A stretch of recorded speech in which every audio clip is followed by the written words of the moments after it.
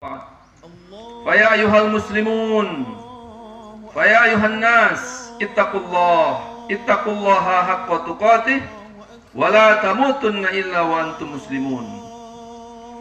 Qala Allah Ta'ala fi kitabihil karim, a'udzu billahi minasy syaithanir rajim, bismillahirrahmanirrahim. Walitukmilul iddata walitukabbirullaha ala ma hadakum wa la'allakum tashkurun. Shadaqallahul azim. Hadirin sidang sholat Idul Fitri rahimakumullah. Kita bersyukur pada pagi hari ini, alhamdulillahirabbil alamin. Kita bersyukur kita sudah selesai puasa sebulan lamanya. Kita sholat tarawih, kita tadarus, kita udah khatam Al-Quran. Bagi yang tarawih, ada juga yang nggak tarawih, ada juga yang tidak khatam Quran. Tapi siapapun, kita semua melalui bulan suci Ramadan. Bulan suci Ramadan itu ibarat tamu, tamu yang datang ke rumah kita. Lalu ada yang menyapa tamunya dengan baik, dikasih minum, dikasih wejangan, kasih kue-kue. Tapi ada yang membiarkan tamunya datang, sehingga pada waktunya nanti ketika tamunya pergi, maka si tuan rumah tidak berkesan apa-apa dengan kedatangan tamunya. Padahal tamu itu tadi membawa oleh-oleh yang banyak. Tamu Ramadan dalam perjalanan setahun, dia ada 1 bulan lamanya. Selama 1 bulan itu, Ramadan memberikan hadiah yang banyak. 10 hari pertama memberikan hadiah ampunan dari Allah, rahmat dari Allah. 10 hari kedua adalah ampunan dari Allah. 10 hari ketiga adalah siapa yang beriman dan bertakwa kepada Allah dalam menjalankan puasa dan qiyamul lail setiap malamnya, maka dia akan dihindarkan kelak dari azab pedih api neraka. Tidak hanya itu, tapi Ramadan juga menjadi pendidikan dan madrasah bagi orang-orang yang beriman. Apa hasil daripada puasa? Maka Allah mengatakan, ya ayyuhalladzina amanu kutiba alaikumussyam kama kutiba alal ladzina min qablikum la'allakum tattaqun. Hai orang yang beriman, puasalah kalian. Diwajibkan atas kalian berpuasa, juga diwajibkan atas orang-orang sebelum kamu, supaya kamu itu bertakwa. Jadi apa hasil kerja? Ada hasilnya. Apa hasil puasa? Takwa. Siapakah orang yang bertakwa yang menjadi ciri orang-orang yang berhasil menjalankan ibadah Ramadan? Insya Allah itulah yang akan kita bahas pada khutbah kita kali ini. Hadirin sidang sholat Idul Fitri rahimakumullah. Tahun ini ada banyak anak-anak kampung manis yang gak pulang kampung, karena sebagian tidak bisa pulang karena tidak ada uang, sebagiannya juga tidak pulang karena disekat jalannya, sebagiannya memang mungkin sudah baru saja pulang sehingga gak pulang. Tapi alhamdulillah saya bisa pulang hari ini, ketemu dengan sanak saudara semua di sini. Alhamdulillah. Bapak-bapak hadirin sidang sholat Idul Fitri rahimakumullah. Saya tanya, di kampung ini nggak ada COVID, Pak Legisan. Ya, mungkin di sini tidak ada, tapi kita tidak tahu juga. Karena COVID itu virusnya nggak kelihatan. Ya, kita bilang nggak ada, tapi tahu-tahu orang sakit. Tapi alhamdulillah kita sholat di lapangan terbuka, insya Allah aman. Allah melindungi kita semuanya. Amin ya rabbal alamin. Tapi di luar sana ada jutaan orang. Ya, bukan cuma ribuan, bukan ratusan ribu, tapi jutaan orang mengidap COVID, yaitu corona. Tidak hanya di Indonesia, tapi juga luar negeri dan sebagainya. Terlepas apakah itu dibuat oleh Cina, wallahu alam. Apakah itu dibuat sebagai senjata biologis oleh Amerika atau Cina, wallahu alam bisawab. Terlalu banyak teori konspirasi untuk itu. Tapi yang jelas, semua negara kelimpungan termasuk Indonesia kelimpungan, dan mempengaruhi ekonomi kita, bisnis kita, pemerintahan kita, macam-macam, semuanya kena dampak COVID. Kita berpuasa 2 tahun ini dalam suasana COVID itu, hadirin. Nomor 3, kita saya mengajak semua kaum muslimin di Kampung Manis ini, marilah kita memperbanyak syukur kepada Allah. Kenapa bersyukur? Masya Allah, hari ini saya merasakan perjalanan hidup yang luar biasa. Tahun 1971 saya lahir di rumah ini. Ya, 1971. Kemudian tahun 1991 saya mulai merantau meninggalkan kampung ini. Hari ini 2021, 30 tahun kemudian setelah saya merantau. Dulu ketika saya mau merantau, orang sini semua saya panggil abang, kakak, kakang, lele, uwak, mbah. 30 tahun kemudian setelah saya pulang sekarang, saya gantian dipanggil lele, uwak, bahkan mbah, udah di mana-mana manggil saya. Setiap saya pergi sana, ini bukan lele lagi, ini sudah mbah. Pergi sana, ini bukan legisan lagi, tapi ini sudah mbah legisan. Saya menyadari, hadirin, bapak-bapak, ibu-ibu yang dirahmati Allah, itulah perjalanan hidup. Dulu saya kecil, main-main di sini, main tembak-tembakan di lapangan sini. Ya, main pestol-pestol air, takbiran setiap malam Idul Fitri pakai obor, betul? Ya, kita takbiran sana sini semua, Masya Allah. Setelah Idul Fitri kita ada perlombaan makan kerupuk dan sebagainya. Tapi hari ini umur sudah kepala 5. Saya tanya kiri kanan, Pak ini sudah nggak ada, sudah meninggal. Ya, Mbah Kabul sudah meninggal dunia, yang sana sudah nggak ada, yang sana sudah nggak ada, sudah banyak yang pergi. Hadirin yang dirahmati Allah, kita mengambil pelajaran. Apa maksudnya ini? Saya ingin menunjukkan satu pelajaran dari Allah Subhanahu wa Ta'ala mengenai perjalanan hidup kita. Dulu kita tidak ada, bahkan kita pun belum dilahirkan. Setelah itu kita ada. Kemudian perjalanan waktu kita akan semakin tua dan nanti kita akan pulang. Pulang kemana? Pulang ke tempat asal kita dulu.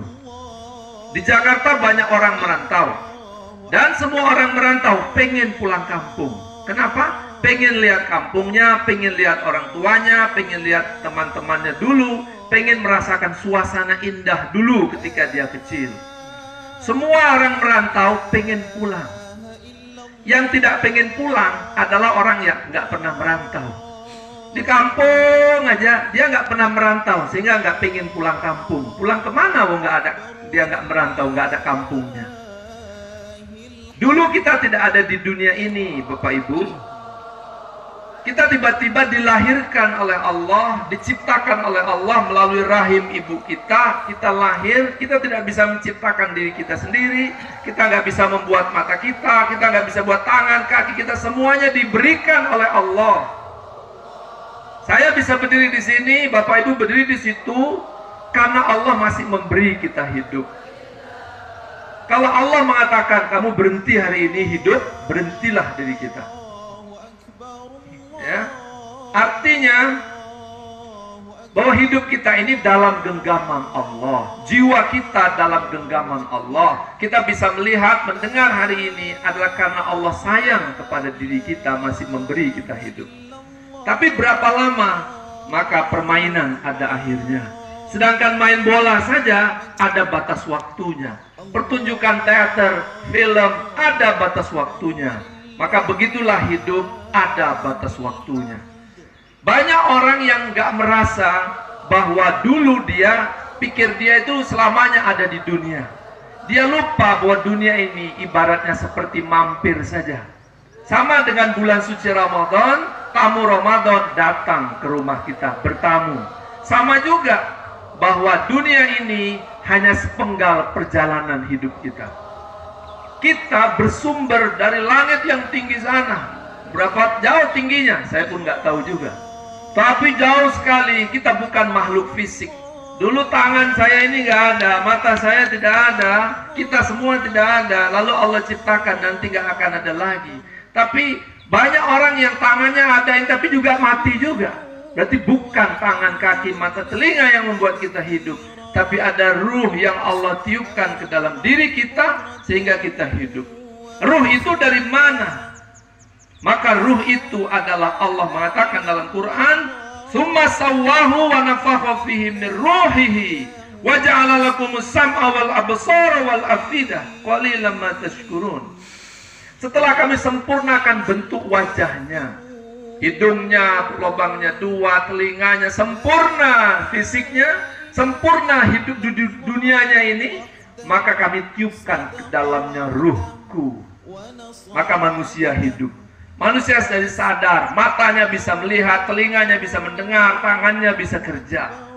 Tapi nanti saatnya ruh itu dicabut kembali oleh Allah, maka tubuh kita hanya seonggok tulang dan daging yang harus dikubur di titik merah sana.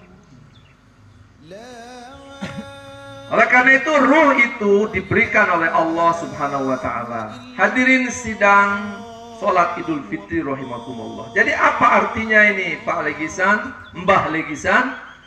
Artinya adalah bahwa hidup ini milik Allah dan kita akan kembali kepada Allah. Sayangnya banyak orang yang lupa, pikirnya dia akan hidup selamanya, pikirnya bahwa dunia ini tujuan hidupnya. Enggak. Inilah ilmu Jawa yang disebut dengan sangkan paraning dumadi. Sangkan paran, kita mengenal asal usul kita dari mana dan kita tahu kemana kita mau pergi. Sangkan itu asal, paran itu menuju kemana. Jadi sangkan paraning dumadi, mengenal asal usul hidup dan mau kemana kita hidup. Kenapa orang merantau pengen pulang? Karena indah rasanya di kampung halaman yang pernah dulu dia jalani. Tapi orang yang tidak pernah merantau, dia tidak punya tempat untuk pulang, karena dia merasa hidupnya sudah sampai di tempat dia pulang. Dunia ini bukan tujuan. Dunia ini bukan tempat kita sampai, tapi dunia adalah tempat kita merantau. Kemana kita pulang? Orang merantau di Jakarta pengen pulang, tapi orang hidup di dunia tidak semuanya pengen pulang kampung. Pengennya dunia adalah tempat dia selamanya. Padahal sesungguhnya pulang atau tidak pulang bagi orang merantau di Jakarta itu pilihan dirinya. Tapi pulang kembali kepada Allah tidak ada pilihan. Kita bisa bilang aku nggak pulang tahun ini, bisa. Tapi pulang kepada Allah hari ini datang saatnya, maka kita harus pulang. Kita semua akan pulang. Maka pulang yang paling indah adalah pulang yang dipersiapkan. Kalau kita pulang dengan tanpa persiapan, kita akan bingung, kita akan sibuk, dan kita akan tidak nyaman. Tapi pulanglah kepada Allah dengan persiapan. Apa persiapannya? Maka Allah mengatakan dalam Quran, "Faman kana yarju liqa'a rabbih falyamal amalan sholihan." Kalau kamu berharap nanti kamu kelak berjumpa dengan Allah yang menciptakan matamu, menciptakan telingamu, menciptakan jantung dan paru-parumu, maka hendaklah kamu beramal soleh yang banyak. Apa itu amal soleh? Kerja. Apa itu amal soleh? Kerja yang baik, karena nggak semua pekerjaan baik. Apa itu kerja yang baik? Memberi nafkah keluarga, tapi dengan jalan yang halal. Apa itu amal soleh? Beribadah, sholat, puasa, ruku, sujud, ke masjid, baca Quran, zikir, tapi juga menolong tetangganya yang susah, tapi juga menolong orang yang gak mampu, tapi juga mendidik anaknya jadi anak yang baik. Jangan anaknya main game terus, jangan anaknya main PlayStation terus. Dididik anaknya. Susah Pak didiknya zaman sekarang. Itulah tantangan orang tua. Jangan menyerah. Hadirin sidang sholat Idul Fitri rahimakumullah. Inilah ilmu yang mesti kita miliki. Pertama yaitu inna lillahi wa inna ilaihi raji'un. Kita semua berasal dari Allah dan kelak kita akan kembali pada Allah. Itu dulu nomor satu. Kalau sudah itu kita miliki, maka kita akan bisa mendidik anak-anak kita untuk menjadi generasi penerus yang baik. Insya Allah hadirin rahimakumullah, agak anget jam 8 ini, insya Allah menambah sehat. Ya. Apa bekal perjalanan kita Pak Khatib supaya kita ini bisa selamat dunia dan akhirat? Ya, sudah 5 tahun saya tidak khutbah Idul Fitri di sini. Nah, sekarang khutbahnya agak panjang sedikit. Apa bekal perjalanan kita menuju Allah supaya dunia kita selamat dan akhirat kita juga selamat? Maka Allah mengajarkan kepada kita melalui Al-Quran. Apa saja itu yang dikatakan Allah dalam Quran, diajarkan oleh Allah dalam surat yang saya baca waktu saya imam tadi. Itulah surat Al-Baqarah ayat 1 sampai 5. Bunyinya hudal alif lam mim dzalikal kitabul la raiba fi hudal lil muttaqin. Al-Quran ini petunjuk bagi mereka yang bertakwa. Siapa yang takwa itu? 5 cirinya. Nomor 1, yu'minuna bil ghaib, yaitu mereka yang beriman kepada Allah yang ghaib, beriman pada malaikat, beriman kepada rasulnya, beriman kepada hari akhirat. Ya, ini beriman kepada yang ghaib. Yang kedua, wa yuqimunas shalah, mereka melaksanakan sholat. 3, wa mimma razaqnahum yunfikun, mereka menafkahkan sebagian rezeki yang Allah berikan pada mereka. Walladzina yu'minuna bima unzila ilaika wa ma unzila min qablik, mereka beriman kepada apa yang Allah turunkan kepada Muhammad, yaitu apa? Al-Quran. Wabil akhirati hum yuqinun, kepada negeri akhirat mereka beriman. Allah menutup ayat ini, ulaika ala hudam mir rabbihim wa ulaika humul muflihun, mereka lah orang yang mendapatkan petunjuk dari Tuhannya dan mereka lah orang yang beruntung. Jadi apa bekal kita supaya selamat? Nomor 1 kata Allah, iman yang kuat di dalam dada. Iman kepada siapa? Iman kepada Allah. Apa itu iman kepada Allah? Iman itu nomor 1, tingkatan paling bawah itu percaya. Percaya karo Gusti Allah, percaya kepada Allah. Tapi percaya saja cukup, itu baru level 1. Nomor 2 levelnya syukur kepada Allah. Orang yang beriman dia bersyukur karena semua yang Allah berikan, dia sadar bahwa itu adalah pemberian dari Allah. Tingkat nomor 3, dia taat pada Allah. Jadi orang yang beriman itu cirinya dia taat pada Allah, taat beribadah, taat pada peraturan Allah, taat yang menjauhi larangan Allah. Nomor 4, orang yang beriman itu, Bapak Ibu hadirin yang dirahmati Allah, mereka adalah mencintai Allah di atas segalanya.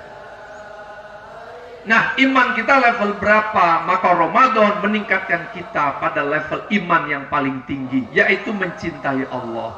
Bagaimana mencintai Allah?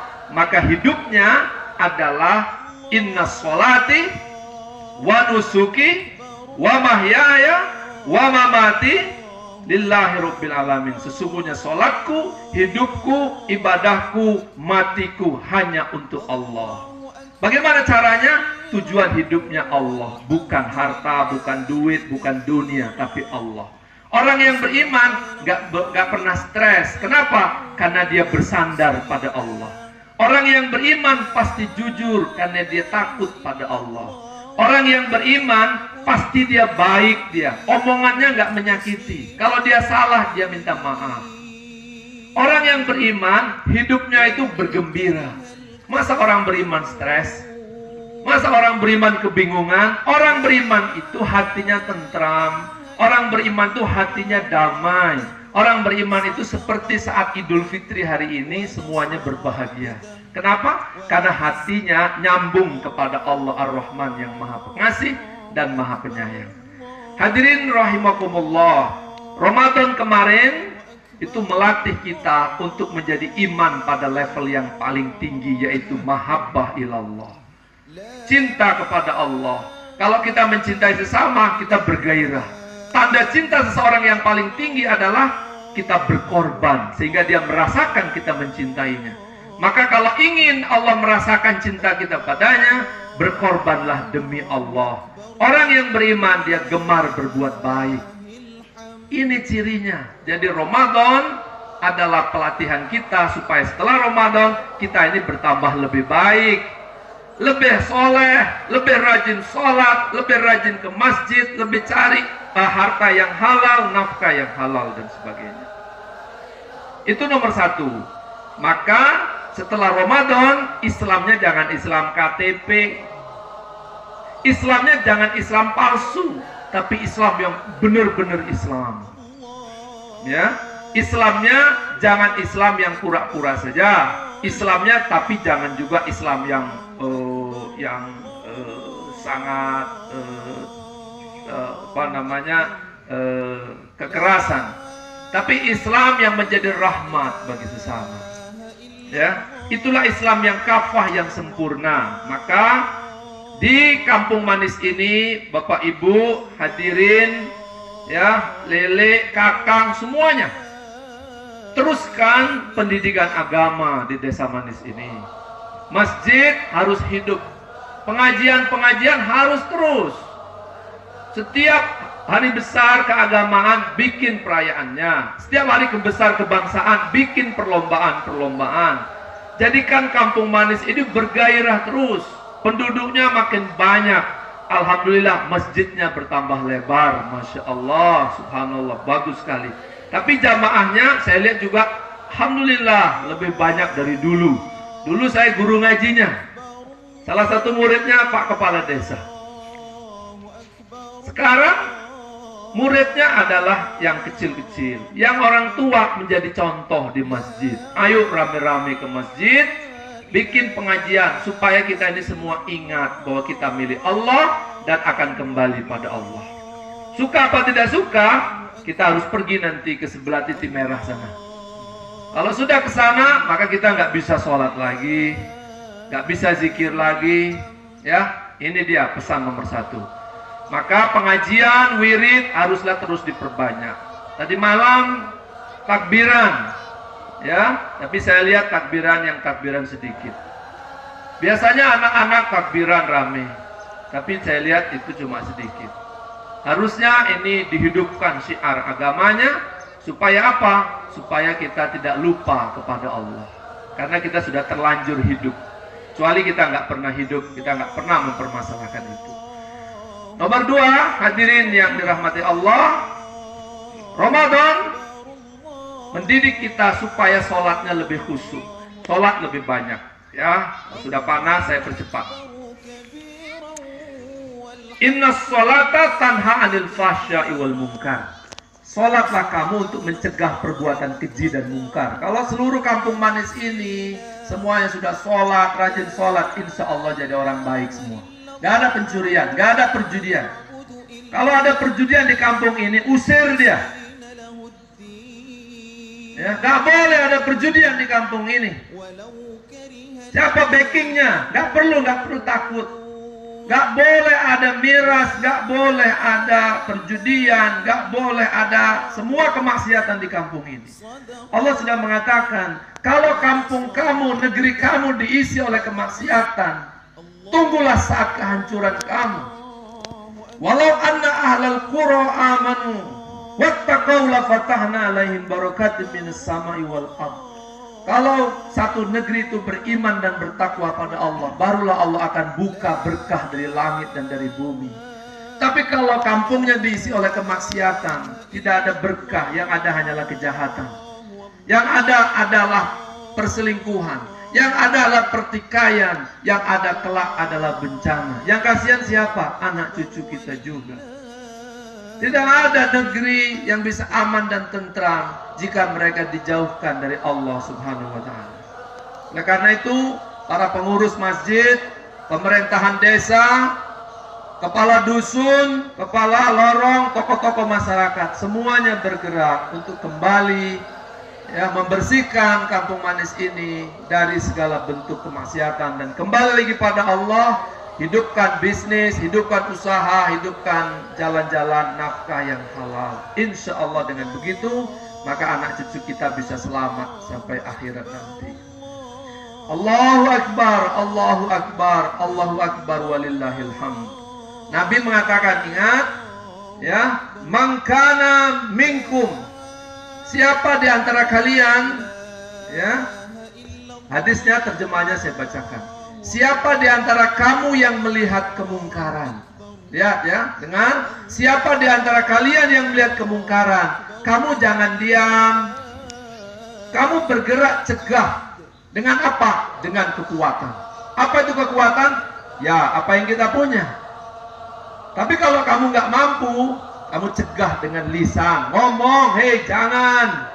Hei ojo ngono, hei, cegah dia. Tapi kalau kamu nggak sanggup juga, jauhi, jangan ikut-ikutan.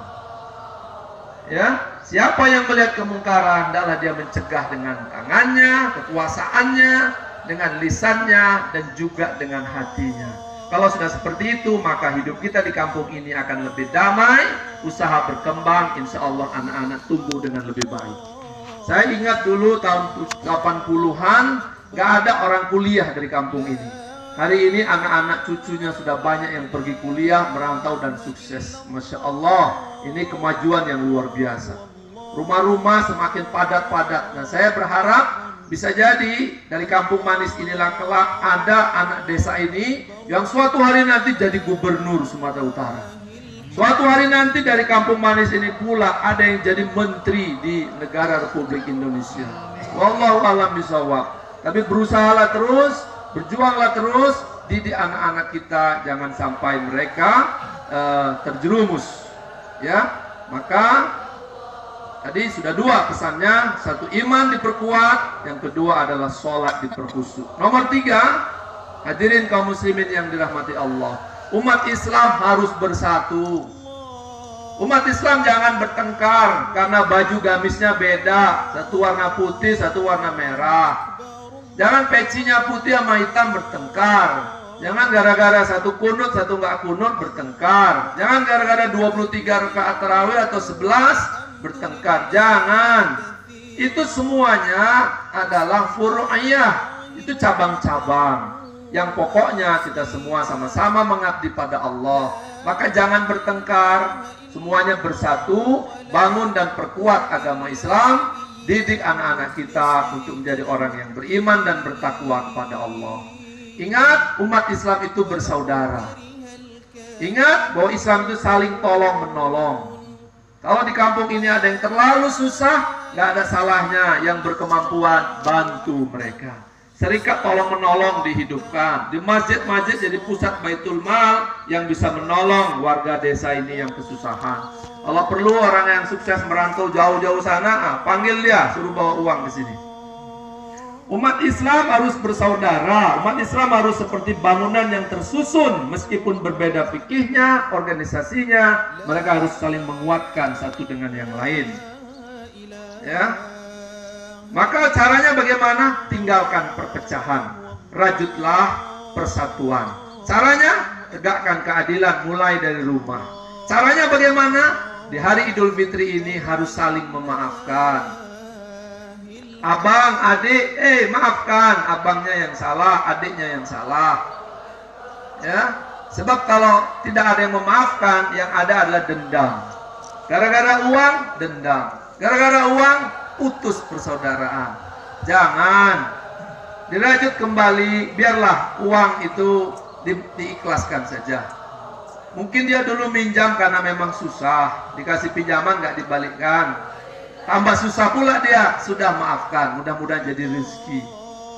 Ya, jadi orang yang hatinya lapang, saling memaafkan, tidak ada dendam, maka insya Allah. Memang berat memaafkan itu, karena seolah-olah kita jadi turun marwahnya. Padahal di mata Allah, memaafkan itu adalah indah. Bayangkan hadirin kaum muslimin yang dirahmati Allah, Nabi Muhammad setiap dia pergi ke pasar, ada orang bilang, Muhammad pembohong, Muhammad gila, Muhammad pembohong. Nabi Muhammad cuma tersenyum saja. Kalau kita diomongin gitu di kampung ini, waduh, batu melayang. Tapi Nabi Muhammad hanya tersenyum. Suatu hari, Nabi Muhammad bawakan makanan untuk orang yang buta di pasar itu yang memakinya, dikasih roti, disuapin lagi ke orang itu. Tapi orang itu tetap aja karena buta matanya, nggak ngerti dia siapa yang ngasih makan. Muhammad pembohong, Muhammad gila, disuapin makanan. Sampai suatu hari, kok nggak ada lagi orang yang sering ngasih makan aku? Kemana dia? Ya, suatu hari ada datang, waktu itu Abu Bakar datang ke rumah istrinya Rasulullah, katakan, "Ya Aisyah, bilanglah kepadaku apa sunnah Rasulullah yang belum aku jalankan." "Semuanya sudah ya Abu Bakar, tapi ada satu yang belum kau jalankan." "Apa itu?" "Memberi makan orang yang buta di pasar itu." Akhirnya datanglah Abu Bakar ke pasar itu, kemudian membawa roti, disuapkan ke dalam mulut orang buta Yahudi itu.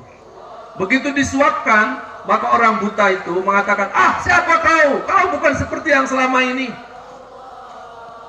Kemudian, tapi tetap disuapkan, tapi nggak mau laki-laki buta itu.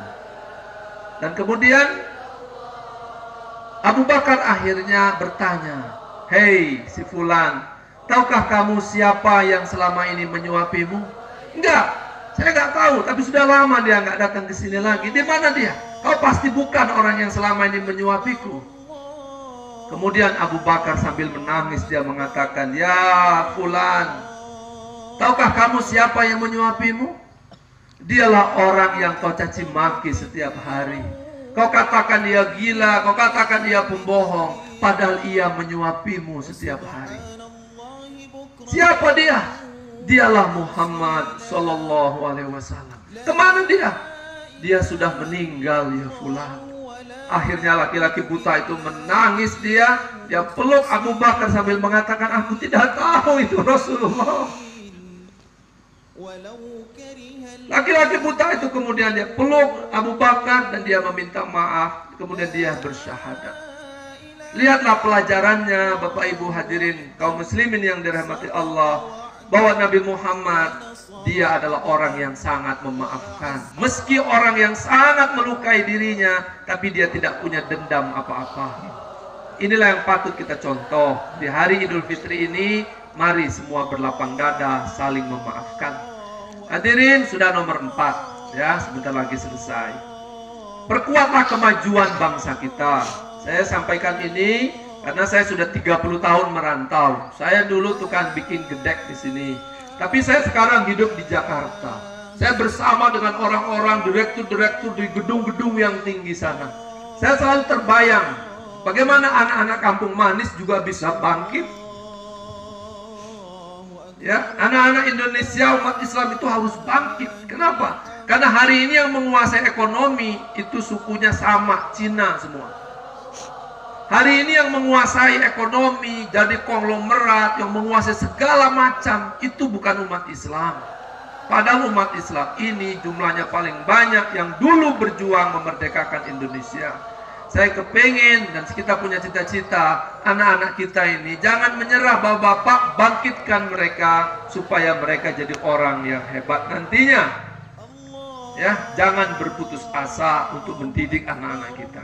Nah, alhamdulillah hari ini sudah luar biasa semuanya bangkit. Meskipun kalau tidak berhasil, jangan juga meratapi nasib. Nasiblah legisan, nasib enggak. Semuanya sejauh kita sudah berjuang, maka Allah sudah akan menerima diri kita. Bapak Ibu hadirin yang dirahmati Allah, Allah mengingatkan kita, wal yakhshal ladzina law taraku min khalfihim. Ingatlah, jangan kau meninggalkan anak-anakmu dalam keadaan lemah. Saya pun ingatlah anak saya dan kita semuanya. Mari kita ingat itu. Mari berjuang, dan yang terakhir, mari kita ingat bahwa kita nanti akan berjumpa dengan Allah. Di zaman jahiliyah dulu, orang yang pengen berjumpa dengan Tuhannya, dia bawa kepala kerbau, direbus dulu, dikasih bumbu, dibawa, digantungkan di leher Ka'bah. Itulah kepercayaan orang Arab jahiliyah. Setelah Nabi Muhammad turun, Nabi Muhammad mengatakan, "Hei, jangan begitu cara mengabdi pada Allah."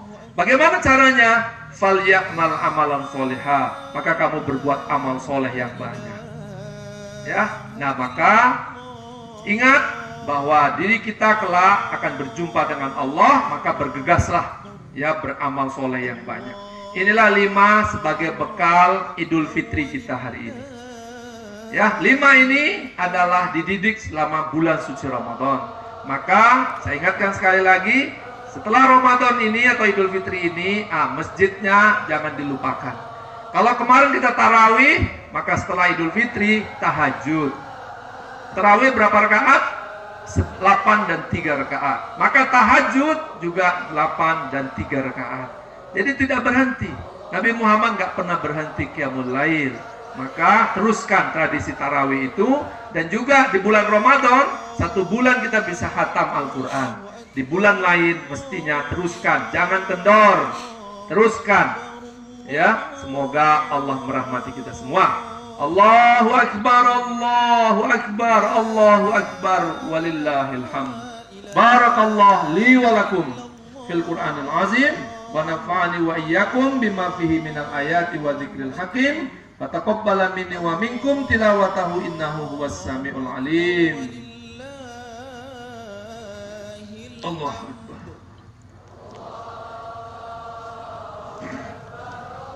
Allahu Akbar, Allahu Akbar, Allahu Akbar.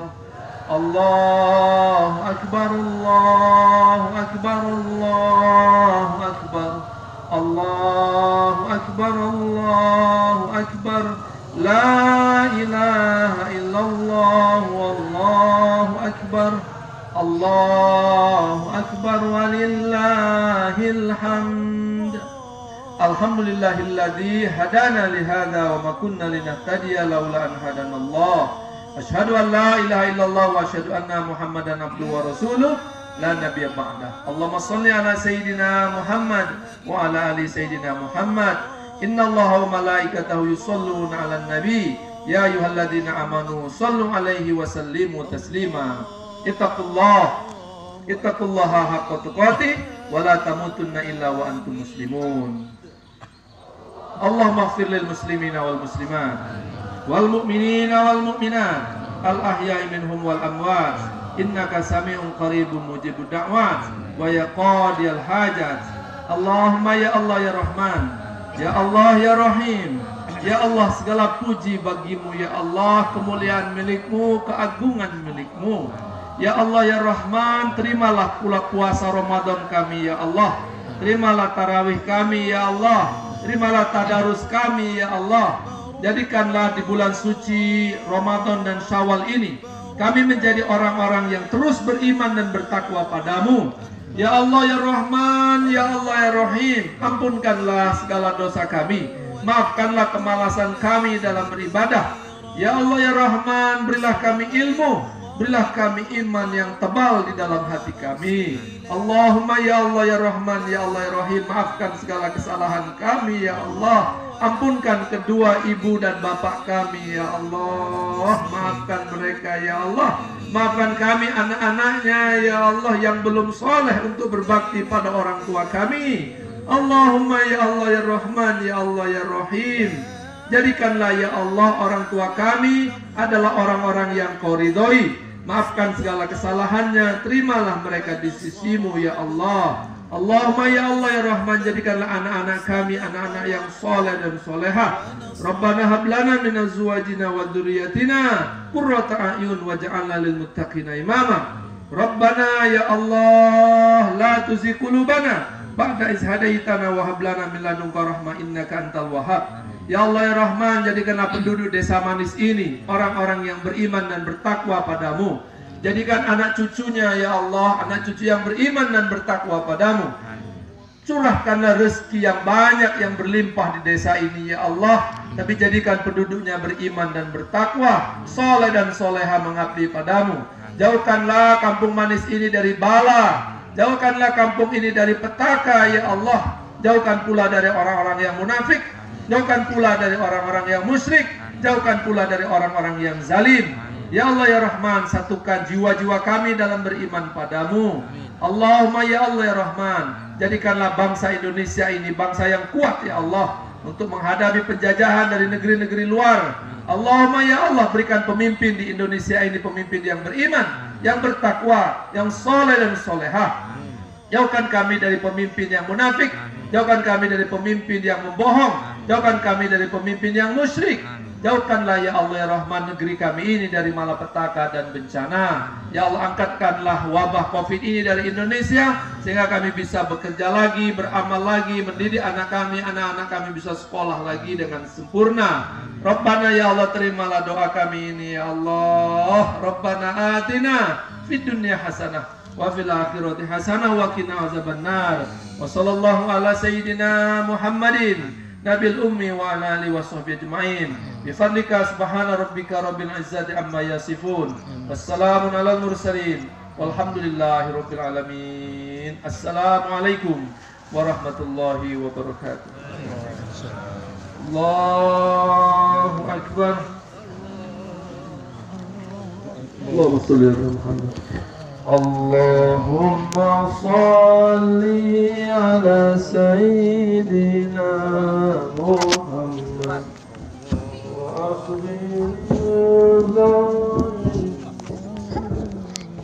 Allahumma salli ala sayyidina Muhammad wa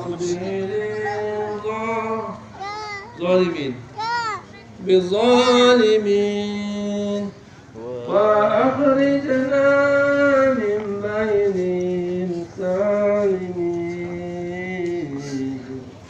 وعلى آله وصحبه أجمعين. اللهم صل على محمد. اللهم صل على سيدنا عبده وأعز